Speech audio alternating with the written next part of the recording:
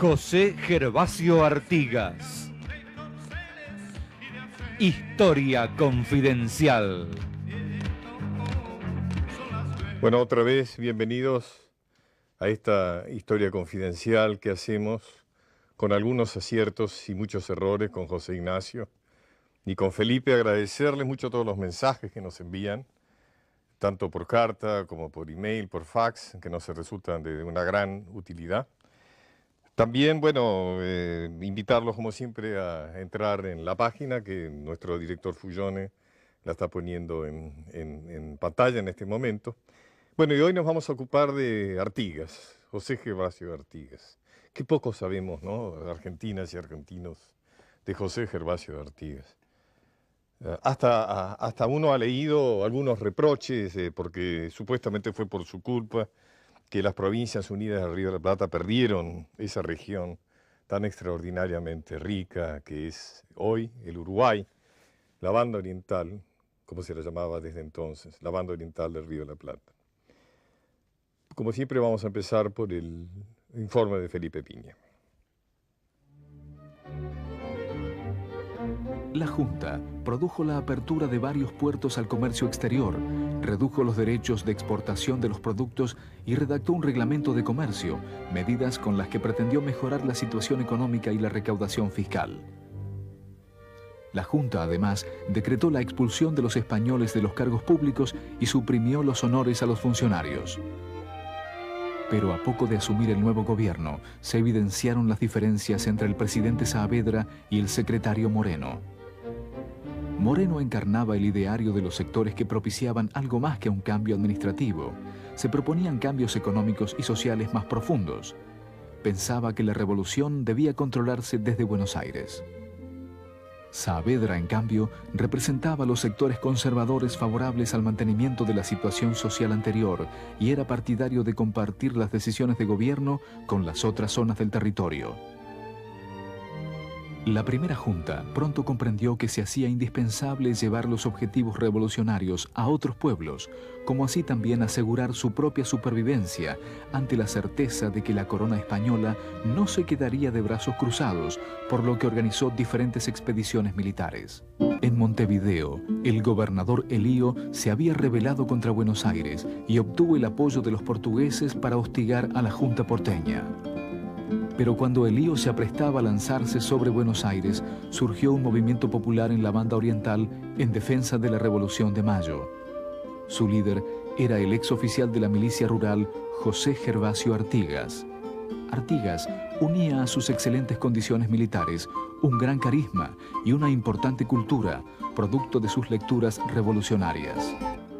Las fuerzas de Artigas avanzaron sobre Montevideo hasta sitiarla.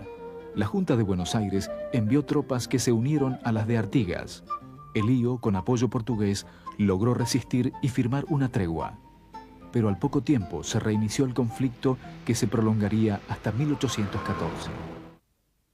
Bueno, el rol de Artigas en esta primera etapa revolucionaria fue fundamental, el de salvaguardar la otra orilla del Plata, efectivamente, y proteger a esta revolución incipiente, ¿no? Y ya desde temprano Artigas empieza a manifestar sus opiniones políticas revolucionarias, evidentemente más cercanas a lo que sería, de cierta forma, las ideas progresistas de Moreno, etc.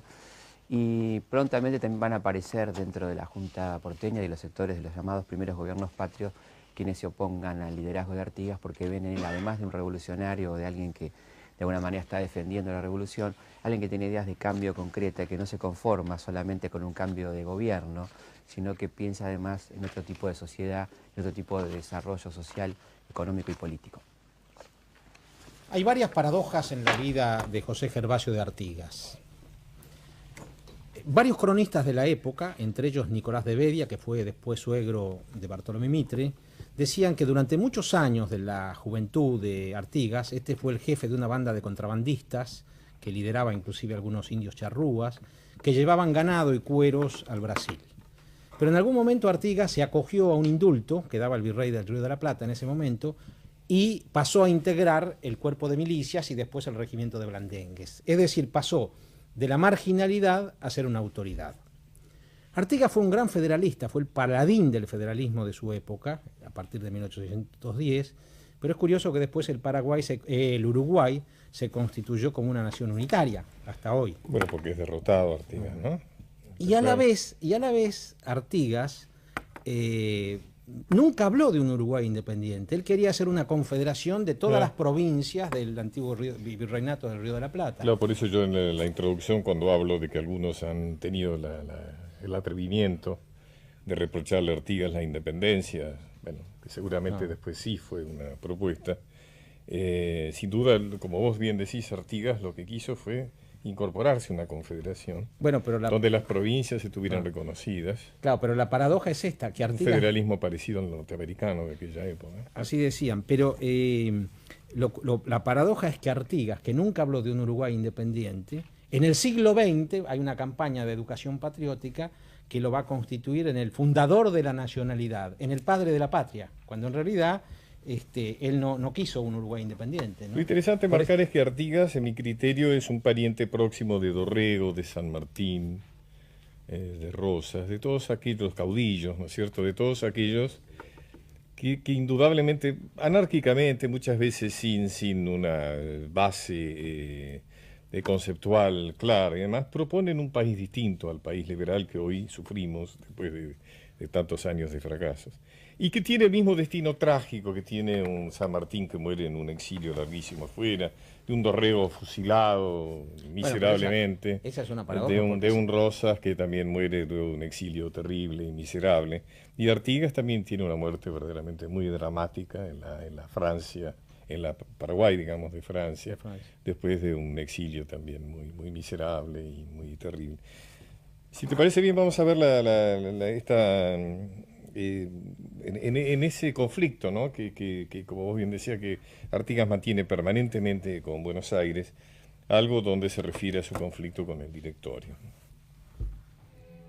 Yo no hice otra cosa que responder con la guerra a los manejos tenebrosos que el directorio me hacía por considerarme enemigo del centralismo, el cual solo distaba un paso del realismo, la monarquía. Los Pueyrredones y sus acólitos querían hacer de Buenos Aires una nueva Roma imperial, mandando a sus procónsules a gobernar a las provincias militarmente y despojarlas de toda representación política. José Gervasio Artigas.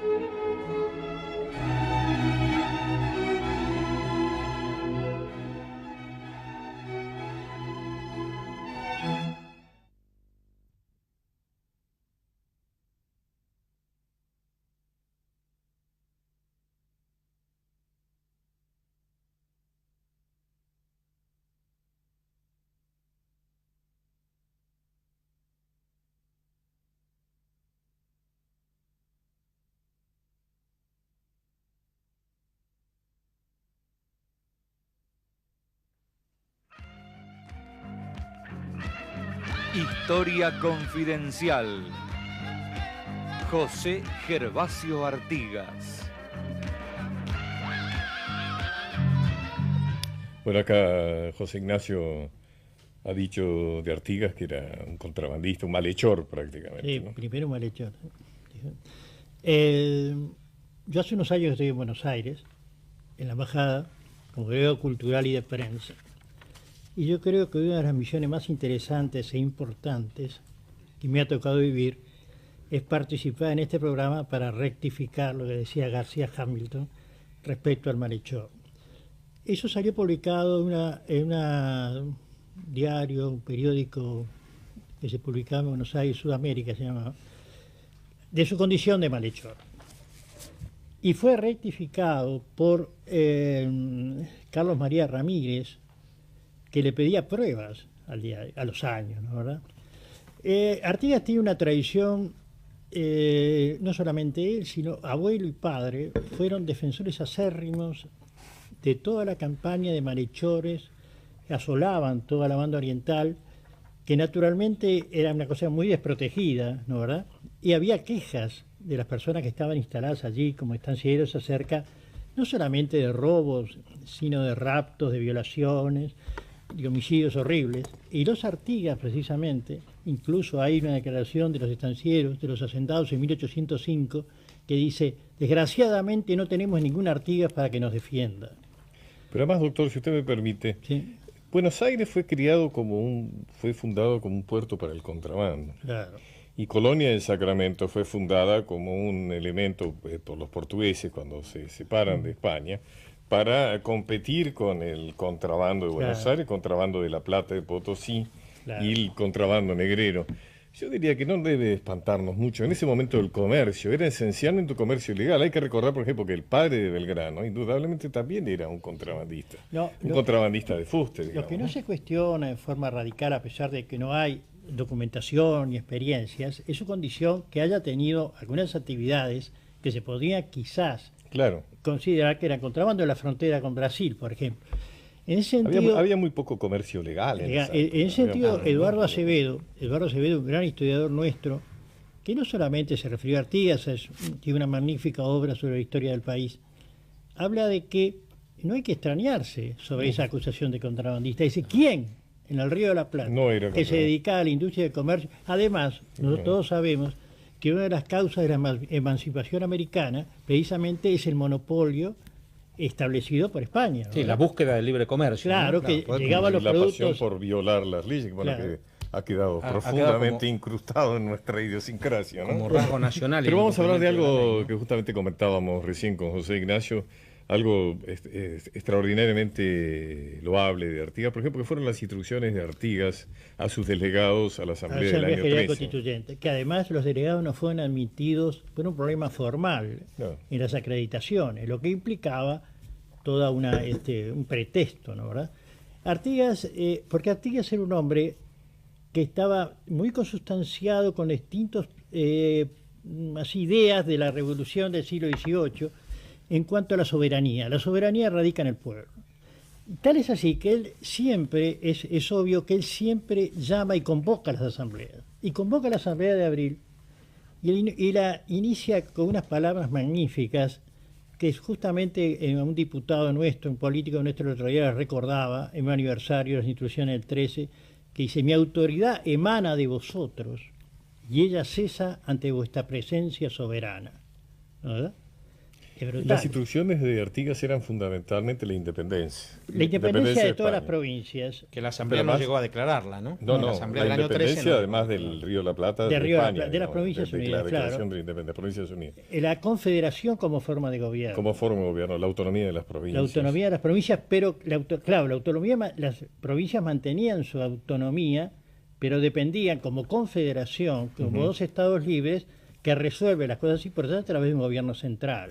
Eso era demasiado, ¿no? Para una asamblea Sí. dominada por la logia Lautaro que respondía Claro. a las instrucciones inglesas de que no se dictara ninguna No, independencia. claro, parecía muy prematuro y además había otra paradoja también. En realidad, cuando Napoleón invade España, se produce el separatismo en la misma península, aparecen las juntas, y en Hispanoamérica también aparece el separatismo. Es decir, cuando en realidad el Río de la Plata resuelve separarse del tronco común español, Claro. ¿por qué la banda oriental no podía separarse del tronco del virreinato? Es decir, a los hombres de Buenos Aires les estaba pasando que eran víctimas de su propia medicina, ¿no? Es decir, Claro. nosotros nos separamos de España y ¿por qué va a estar la banda oriental sujeta a nosotros? ¿no? Pero el Ahí- problema fundamental era, como lo está diciendo bien el doctor, creo que eran las ideas de Artigas. Eran Claro, ideas claro. muy subversivas para la política de Buenos Aires. Además, No, y en realidad los hombres de Buenos Aires no podían mostrar su propósito independentista todavía, Claro. ¿no? Tiene que ver. Además Artigas es heredero de esa idea, incluso española, que la soberanía retrotrae al pueblo luego de la caída de Fernando VII. Fernando VII era un delegado de la soberanía del pueblo, es un poco la aplicación del contrato social de Rousseau, ¿no? Donde vuelve la soberanía al pueblo. Entonces es precisamente el pueblo, no ni las personas ni las regiones, sino el pueblo. Ahora, Artigas no era un intelectual, Carlos, como después Bueno, lo va a presentar la historia en el siglo Bueno, XX, ¿no? hay distintas versiones. Por ejemplo, el padre de Artigas era un hombre que tenía un cargo en la aduana y fue depositario de una biblioteca que tenía 3 tomos de Montesquieu, tenía Voltaire, tenía muchos libros de la Ilustración.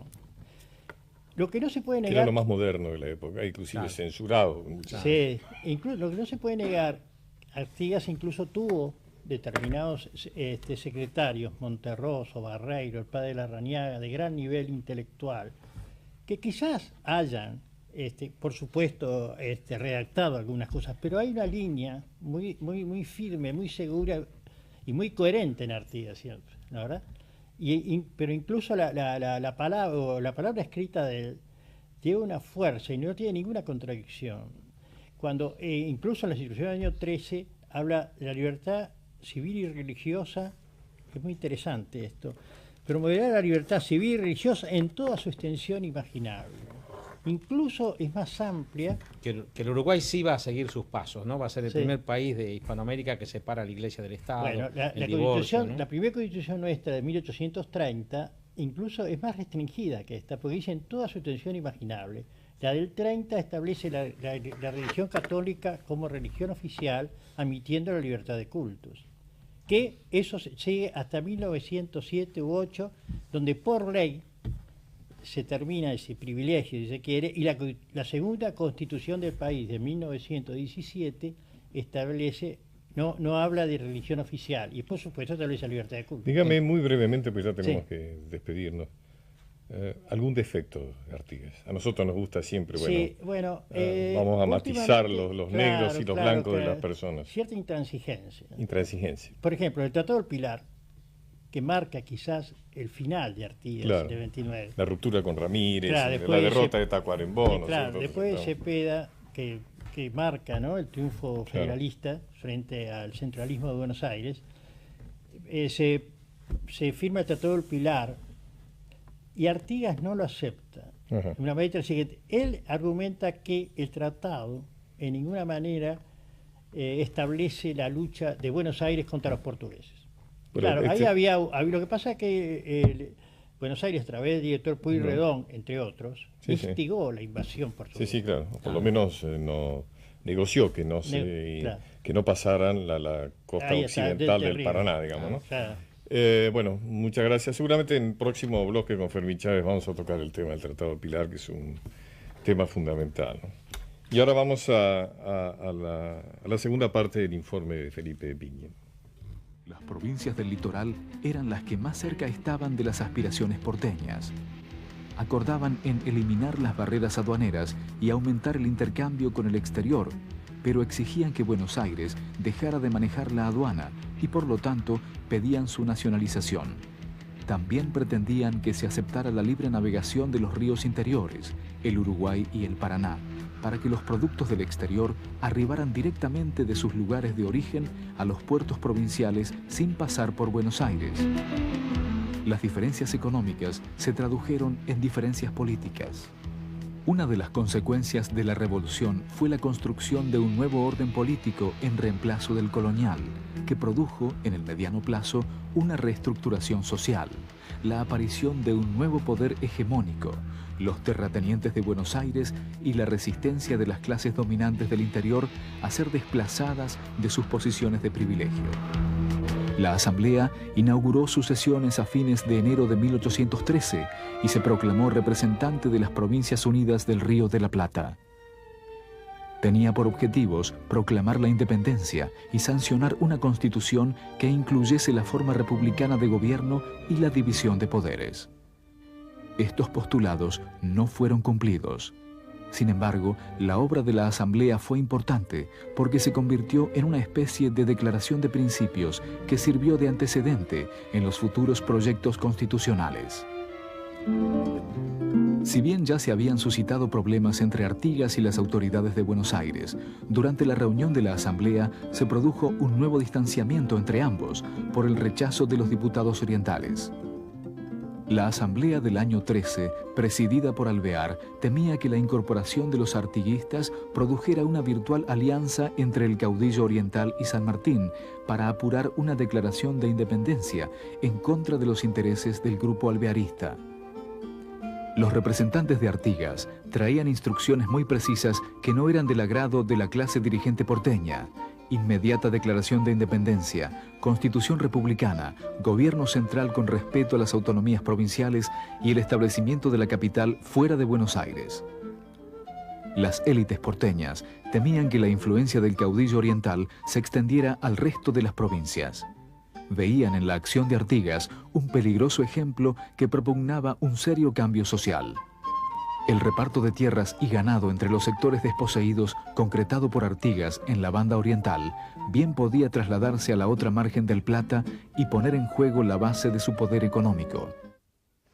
Sería interesante recordar que evidentemente una de las oposiciones más firmes de los primeros gobiernos patrios a declarar la independencia tenía que ver con que en aquel momento había una alianza entre España e Inglaterra. Inglaterra era nuestro principal cliente y la metrópoli económica que se estaba perfilando. Y evidentemente toda declaración de independencia o intención en ese sentido era condenada por la oligarquía porteña dominante en aquel momento, ¿no? En este contexto es que Alvear, presidiendo la Asamblea y como miembro de esta clase dirigente, evidentemente va a hacer lo imposible para que los artiguistas no integren la Asamblea, usando argumentos realmente ridículos como que habían sido mal electos, cuando en realidad eran los mejor electos diputados de todos, los que tienen una representatividad más seria, porque habían sido electos de una manera democrática, efectivamente, y acá se usaba el argumento que habían sido mal elegidos, ¿no? Evidentemente, a partir de entonces Artigas va a ser considerado un enemigo por las autoridades porteñas y se va a llegar a la traición a la patria cuando el director Pueyrredón invite a los portugueses a invadir el territorio de la banda oriental con tal de sacárselo de encima Artigas como una figura molesta, porque evidentemente era mucho más que un caudillo, era alguien que pretendía un cambio que, como decíamos en el informe, podía llegar a contagiarse, no sea cosa que los gauchos de este lado del Plata también pretendieran que les repartieran las tierras, o hubiera un cambio, como se planteaba, por ejemplo, en los postulados tan progresistas del Congreso de la Florida, que hablaba mucho más que de política, sino también de economía y otras cosas. Tomando por modelo a los Estados Unidos, yo quería la autonomía de las provincias, dándole a cada estado un gobierno propio, su constitución, su bandera y el derecho de elegir sus representantes, sus jueces y sus gobernadores entre los ciudadanos naturales de cada estado. Carta de Artigas al general Paz. José María Paz, Memorias, 1982.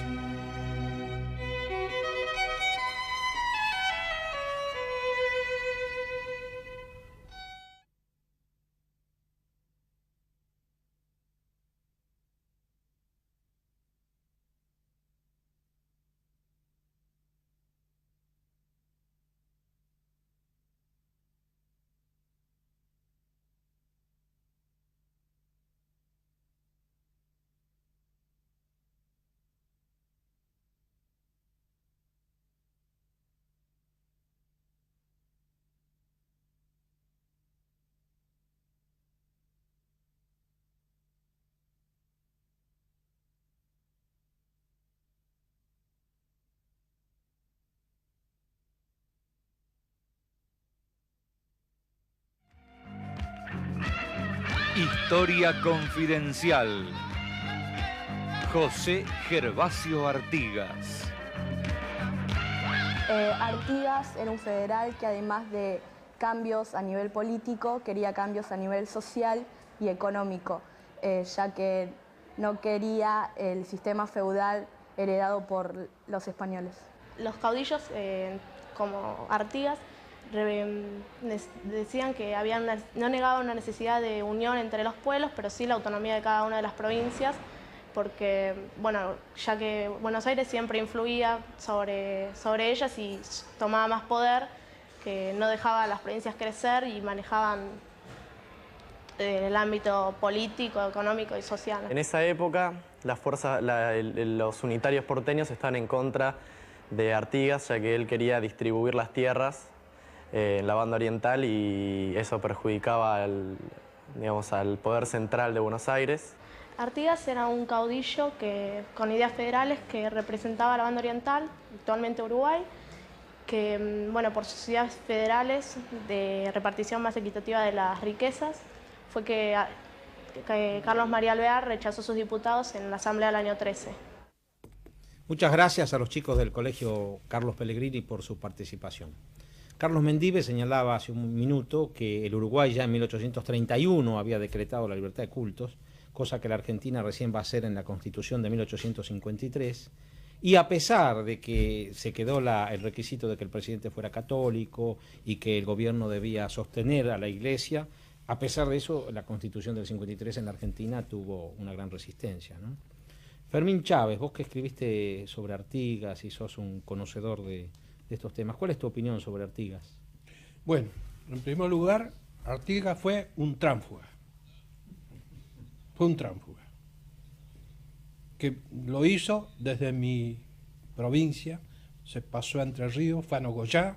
Nogoyá se dirigió a las autoridades de Santa Fe, pidió permiso para venir a Buenos Aires para ponerse a las órdenes de la Junta de Mayo, cuando él pertenecía al ejército español. Entonces es un tránsfuga, primero. Después fue fundamentalista,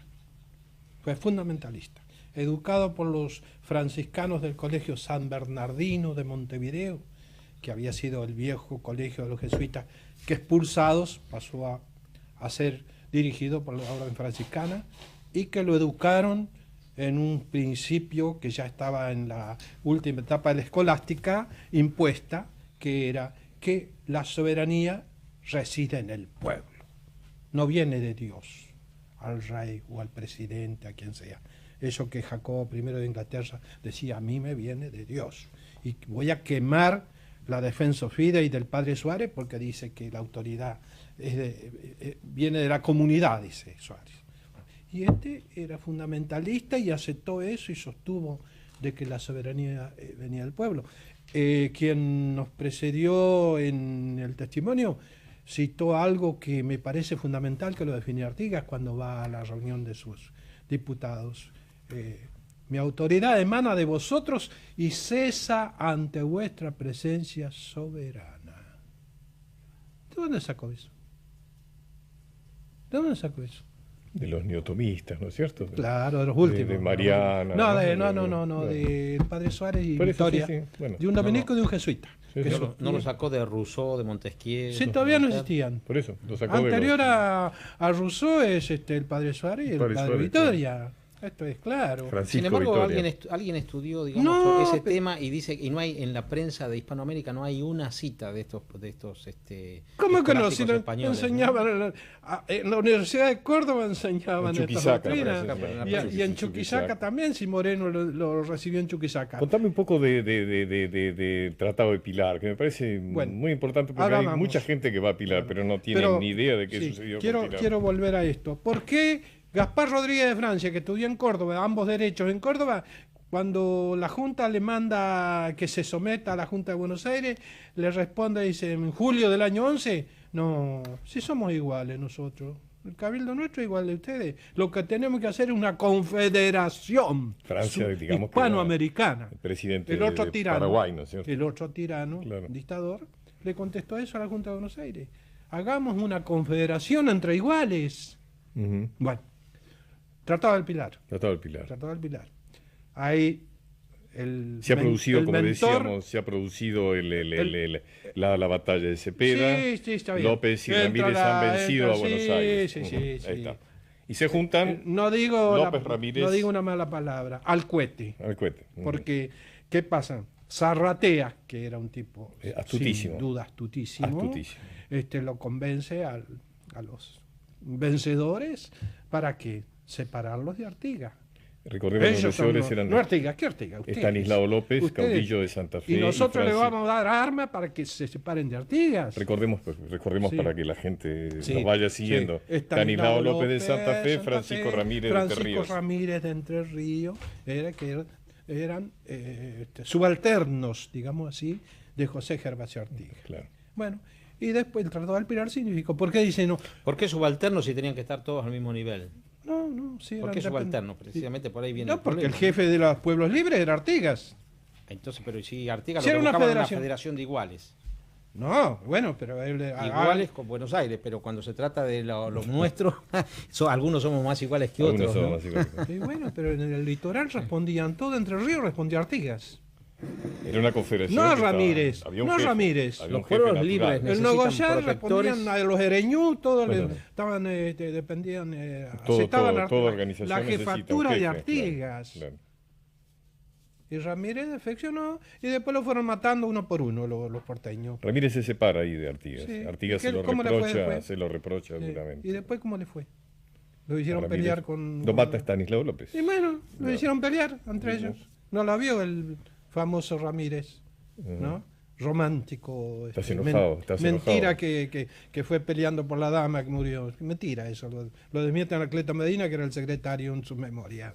No, sí, pero digámoslo, a la Delfina digámoslo ordenadamente. Sí. Ramírez firma con Zarratea y con López Sí, el Tratado sí, de Pilar, sí. en el cual se dice que hay sobornos, digamos, de que se les prometen armas, se les prometen... Sí, que le prometió. Sí, después le ayudó a...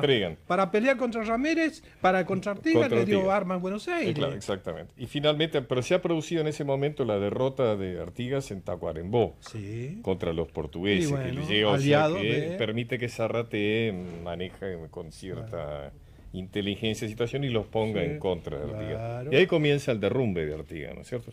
Porque ahí se favorece la invasión portuguesa. Queda solo. Claro, queda solo contra los portugueses. Contra dos frentes, el portugués y el porteño. Y los porteños asusando a los portugueses para que lo liquiden. Quedó entre dos frentes. Ahí perdió. Ahí perdió. Y entonces se va, como era fundamentalista, se fue al Paraguay. A lo de Francia. Ahí la pasó mal, ¿no? Fue el Chile. No, pobre, es misterioso lo que le pasa a él, ¿no? No, pero ahí vivió... Lo interna. Vivió en el campo. No, vivió en el campo, sí, era del Tinola. Sí, él estaba cómodo en el campo, más que en la ciudad. Sí, todo su origen es campesino. Claro. Artigas tenía una gran experiencia de campo. En la época de contrabandista, que era esta que hoy ustedes hablaron de pasar ganado a los brasileños para vender, para tener algunos pesos, ¿cierto? ¿Por qué es la rivalidad de Buenos Aires con Artigas? ¿Es solamente por esto que estamos hablando? ¿Realmente las ideas de Artigas eran opuestas? No, porque acá hay una cosa. Hay un frente del este cuya mano detrás es Inglaterra, a través de los portugueses. ¿Por qué? Porque Portugal, los brasileños, como ligados a Portugal siempre estuvo ligado a Inglaterra, que fue la que lo creó como nación, como Estado. Sí, sí. Fueron. Son los barcos ingleses los que transportan la corona portuguesa desde Europa hasta América, ¿no? Es coherente la adhesión, la alianza portuguesa-inglesa. Lo que no es coherente es que de aquí los Alvear y los otros respondieran más a los portugueses. Perdón, también. El directorio. Gran amigo de Artigas, San Martín. Pero claro, está la correspondencia, está publicado eso. Pero no se conocieron personalmente, ¿no? Artigas, no se conocieron personalmente. Y San Martín no fue un caudillo como vos lo presentás, ¿no es cierto? San Martín fue un militar, nunca quiso ser caudillo. San Martín militar. Pudo haber sido político. Artigas fue un caudillo de los gauchos, de los indios, pero San Martín no era un hombre. Es muy interesante lo que estás tocando, porque a veces yo pienso... Nuestra historia oficial celebra que San Martín no quiso meterse en política, ¿no? Siempre dice no quiso meterse. Ahora, buscó la unidad. ¿Es eso o realmente elogiable o San Martín que tenía todas las condiciones para ser el jefe del federalismo, entre otras cosas? Por eso es que Rivadavia lo amenaza de muerte y se tiene que ir. Por la posibilidad, además, se puede aliar, San Martín y Artigas pueden aliarse, eso es uno de los grandes temores. Claro. San Martín no quiso decide meterse no hacer en la cosa interna eso política. Está bien o está mal. El no compromiso político de San Martín, porque yo lo entiendo, porque San Martín lo único que él quería es llegar al Perú para el tema militar de la emancipación. Sí, de acuerdo. Pero después... Y el poder que acepta en Perú es para seguir con la campaña militar. Y cuando tiene el bolonquia adentro, inclusive con los militares argentinos, deja el poder político y se viene de vuelta a su provincia. Es un renunciante. Es un renunciante porque él era renunciante compulsivo a casi todo. Es el antecesor del Chacho Álvarez. Militar. Primero, y lo dicen los porque renuncia varias veces San Martín. San Martín era un militar de cierta escuela porque la escuela era el regimiento en España, pero Artigas no era un militar de la academia. Artigas es un hombre de campo. Miliciano. Por eso. Y San Martín nunca y San Martín en realidad él tenía ese objetivo independentista. Que lo dicen el agregado naval británico en la correspondencia con Su Majestad y el cónsul Stapley, cuando hablan de San Martín, dicen no, él lo único que quiere es tema de la emancipación. No es confiable, porque él tiene su proyecto y de eso no se aparta. Esto lo dice. Fermín, muchísimas gracias. Te vamos a despedir con una frase de Artigas que tiene que ver con esto que hemos estado hablando. Gracias. Unidos íntimamente todos los pueblos americanos por vínculos de naturaleza y de intereses recíprocos, luchamos contra los tiranos. José Gervasio Artigas, 20 de julio de 1819.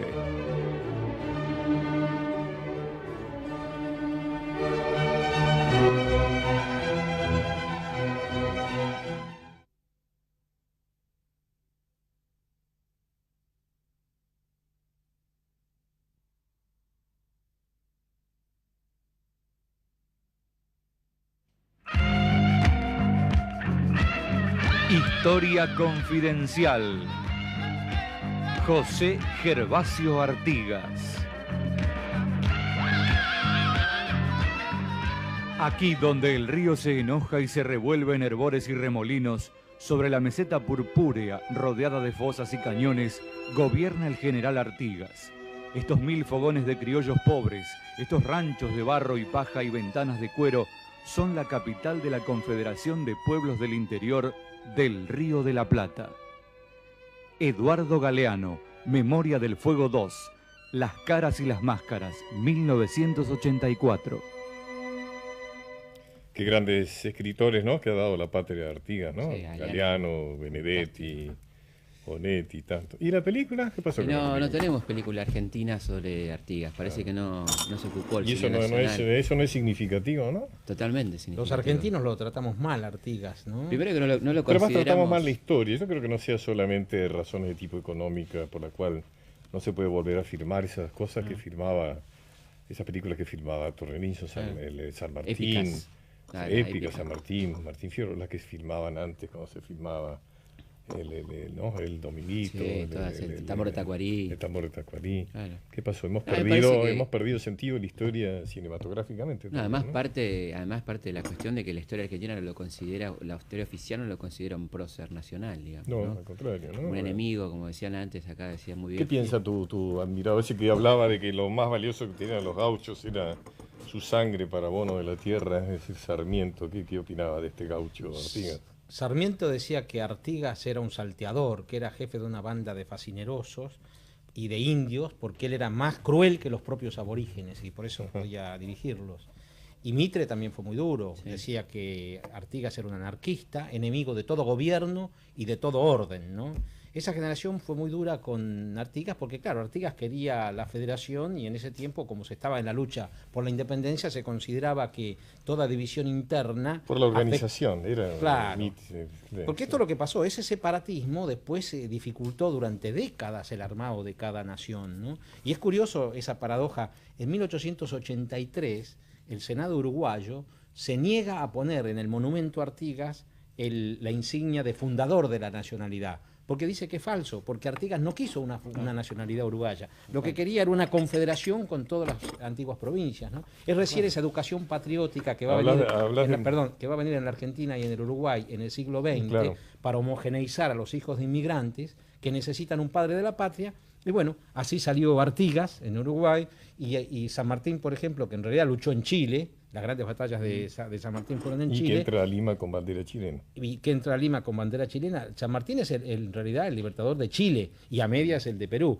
Pero va a ser elegido en el siglo XX como el libertador de la Argentina. En un sentido americano. A pesar de que el libertador en parte había sido Artigas también. Rondó, Arenales, Belgrano, todos esos generales habían sido libertadores también. Pero está claro que Artigas jamás quiso la independencia del Uruguay, digamos. Esto es notable, ¿no? Digamos que se opuso permanentemente y hay infinidad de cartas donde él se opone a cualquier tipo de disgregamiento de lo que eran las Provincias Unidas. Él no quería eso. Pero Artigas, digamos que la independencia de Uruguay, uno de los motivos que quiero celebrar absolutamente mi respeto por el hecho de que Uruguay sea un país independiente, fue de alguna manera también provocado por la anuencia, que lo hablamos, pero sería bueno hablar un poco más de eso, de Buenos Aires a la invasión portuguesa de Uruguay. Que cuando decimos invasión portuguesa, es invasión portuguesa, porque la invasión es al frente del general Lecor, está constituido por 5.000 soldados portugueses que vienen de las guerras napoleónicas, de las guerras europeas. Es un ejército de primera línea que invade la banda oriental en este afán expansionista de ese Brasil que era una potencia europea, porque la corona portuguesa estaba instalada en Brasil.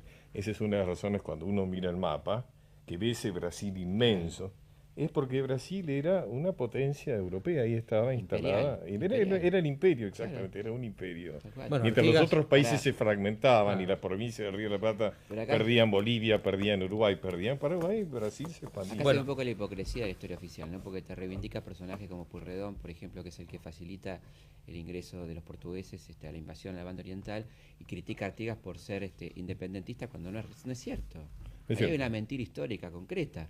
Los responsables básicos de que en Paraguay, el Uruguay se independizara finalmente por toda esta maniobra, fue el directorio, en definitiva, con sus maniobras de Y en traición a la patria. realidad Artigas tendría que ser un prócer argentino, porque Absolutamente. cuando él con Rondó y después con Alvear contribuye a liberar la banda oriental, Claro. está asegurando la independencia de lo que después va a ser la Argentina. Aclarémoslo, Totalmente. cuando se sitia Montevideo para quitarlo del dominio español, ¿no es cierto? Claro. Claro, está Finalmente claro. se logra La el triunfo independencia. y entra Alvear en realidad, Ahí empieza el conflicto. en vez de Ortogués, que es Claro. el general de Artigas, Artigas. cual es traicionado, entra Alvear.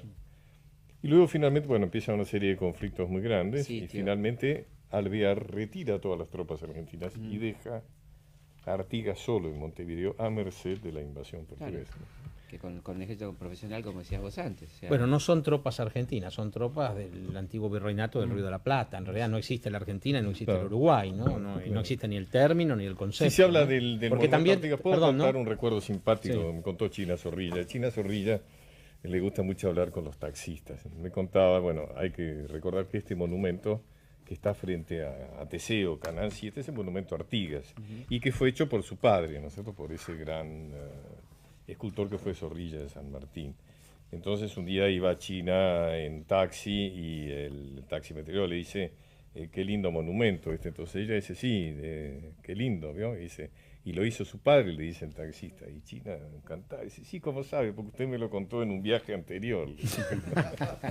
Hay algo también, una Bueno. precisión que quiero hacer, porque muchos argentinos dicen, nosotros los argentinos perdimos al Uruguay. Y eso es falso también, eso no. porque con el mismo criterio un uruguayo podría decir, nosotros los uruguayos perdimos la Argentina. Claro, Esto era un virreinato que tenía distintas provincias, y que la cabeza que estuviera en Buenos Aires era una casualidad y muy reciente. Inclusive el virreinato no alcanzó a tener vigencia efectiva.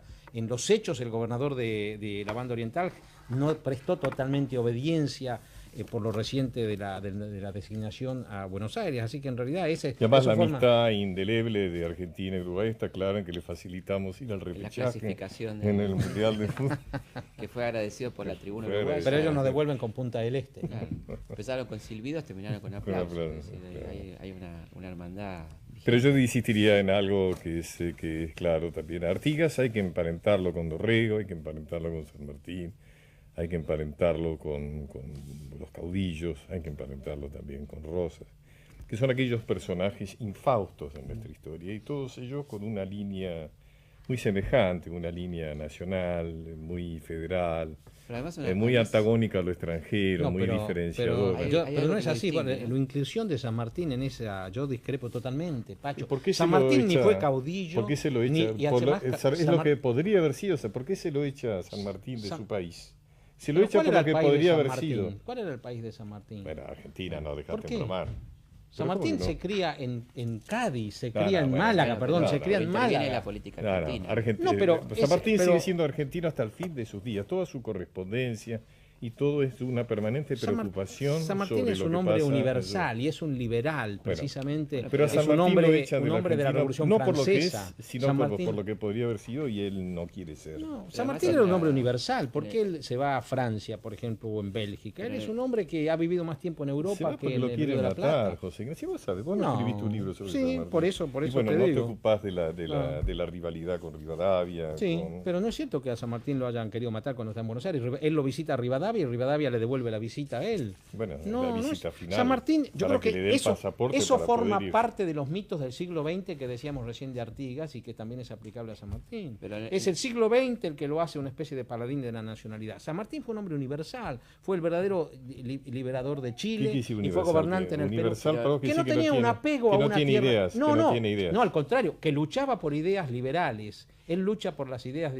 de igualdad, de libertad, ¿Vos conocés de la correspondencia fraternidad. de San Martín con Artigas, la correspondencia? San Martín es el San que, Martín con Rosas. San Martín es el que hace que Chile se declare país independiente y que Perú se declare país independiente. Pero en el tema Artigas, entonces es un puntualmente, respetuoso de las la relación nacionalidades. San Martín y Artigas es una relación interesante, digamos. Si no se conocieron personalmente. Bueno, epistolar, Claro, lo que San Martín lo que le pide a Artigas, San Martín le pide a Artigas que no se meta en una lucha civil porque le está impidiendo la marcha hacia Chile y al Perú. Eso le está pidiendo, que no se metan en las luchas, que postergue la lucha civil. Diferencias, dice. Claro. Dice, Bueno, sí, no, a le dice López que, también le le dice que postergue la lucha civil, pero vamos nunca es un aliado vamos de al Artigas. corte, que si no el director después nos reta.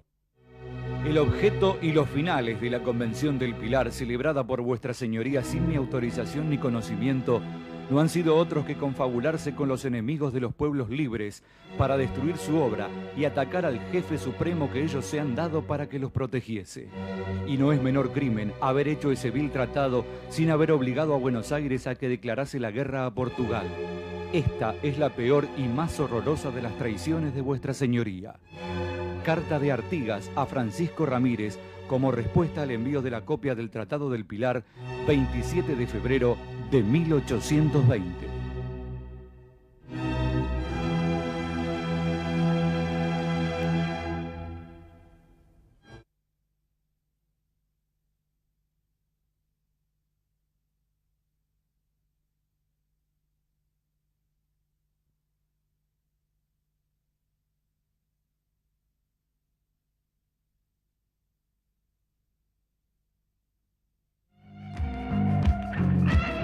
Historia confidencial. José Gervasio Artigas. Con libertad no ofendo ni temo. José Gervasio Artigas. Bueno, ahí escuchábamos uno de los lemas artiguistas más conocidos. No estaba pensando que usando la vieja clasificación argentina, cuando hay un uruguayo destacado decimos que es rioplatense, ¿no? Entonces, claro. Sí, claro. Rioplatense. Y el caso de Artigas, China Zorrilla es rioplatense. Claro. Gardel, si fuera de la vieja discusión, Claro. Gardel de Tacuarembó, toda esta historia sería rioplatense seguramente.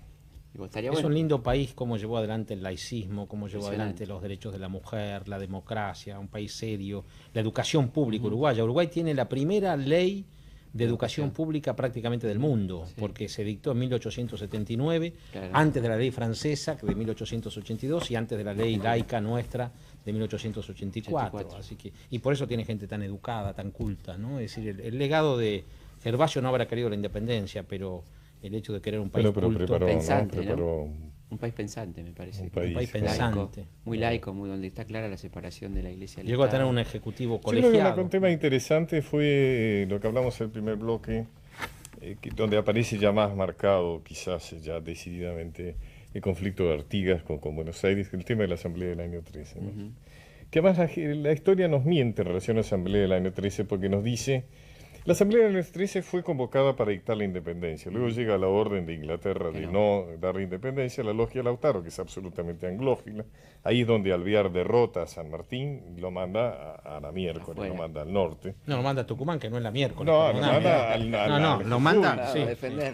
Lo manda lejos. No, lo manda al paraíso. Lo manda lo más lejos que puede. Lo manda a la República. Lo manda a la historia, fíjate qué paradoja, ¿no? Lo manda a la historia. Pero espera un poco. Y el tema es... Déjame hablar, dice Pacho.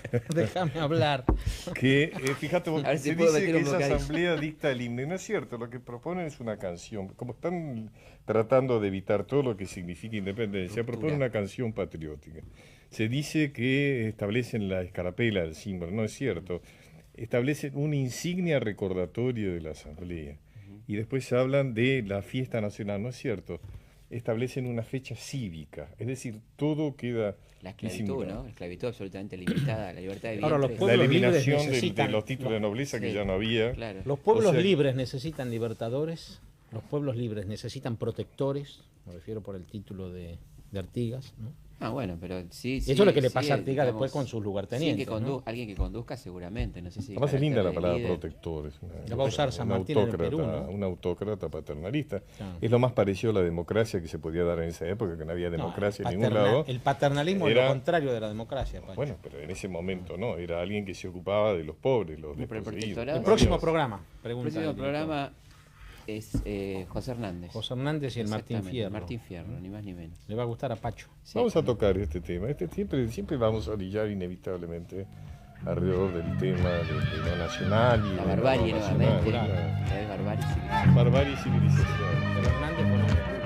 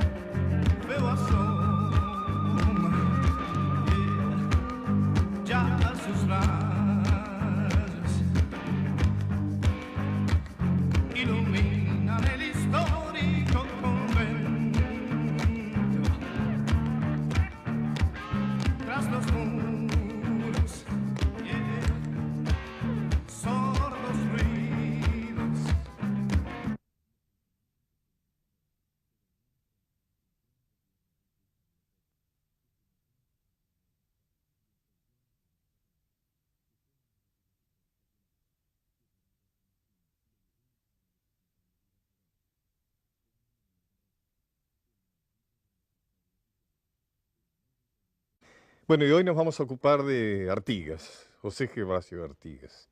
Qué poco sabemos, ¿no?, argentinas y argentinos, de José Gervasio Artigas. Hasta uno ha leído algunos reproches, porque supuestamente fue por su culpa que las provincias unidas del Río de la Plata perdieron esa región tan extraordinariamente rica que es hoy el Uruguay, la banda oriental, como se la llamaba desde entonces, la banda oriental del Río de la Plata. Como siempre vamos a empezar por el informe de Felipe Piña.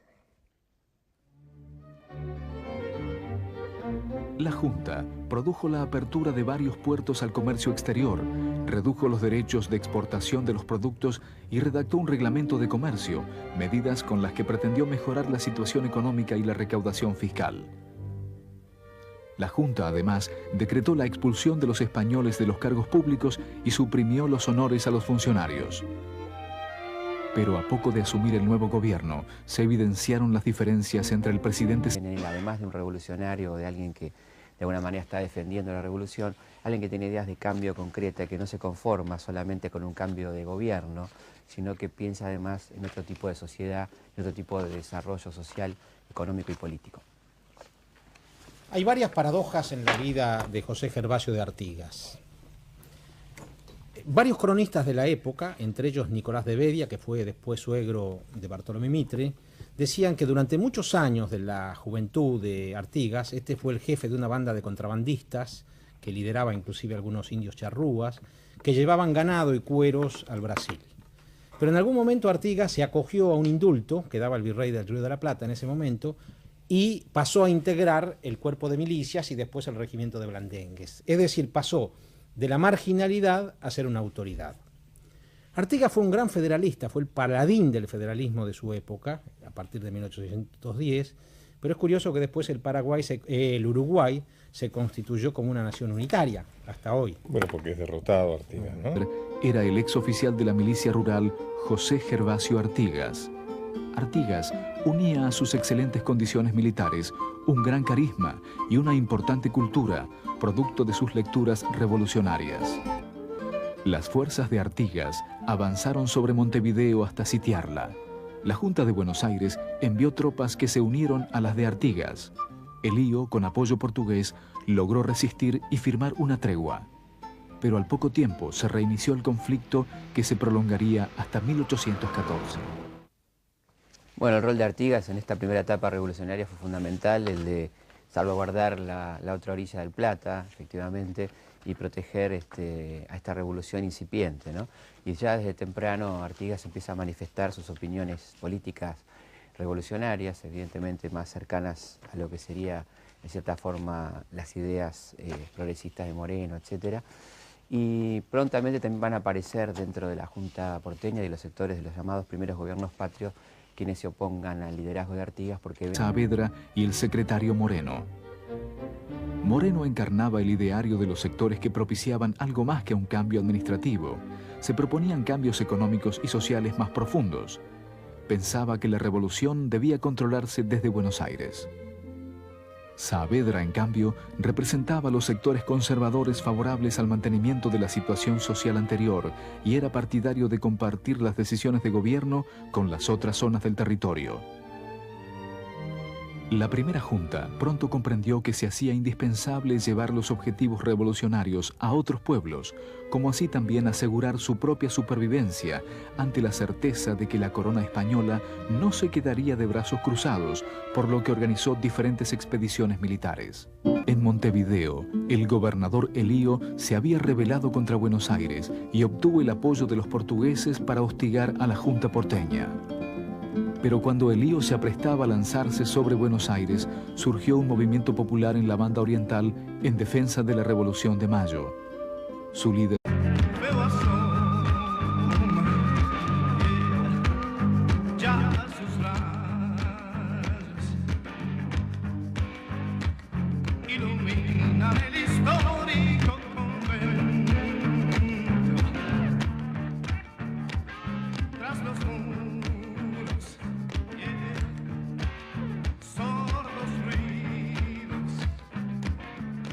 José Gervasio Artigas. Historia confidencial. Bueno, otra vez, bienvenidos a esta historia confidencial que hacemos con algunos aciertos y muchos errores con José Ignacio y con Felipe. Agradecerles mucho todos los mensajes que nos envían, tanto por carta como por email, por fax, que nos resultan de una gran utilidad. También, bueno, invitarlos como siempre a entrar en la página que nuestro director Fullone la está poniendo en pantalla en este momento.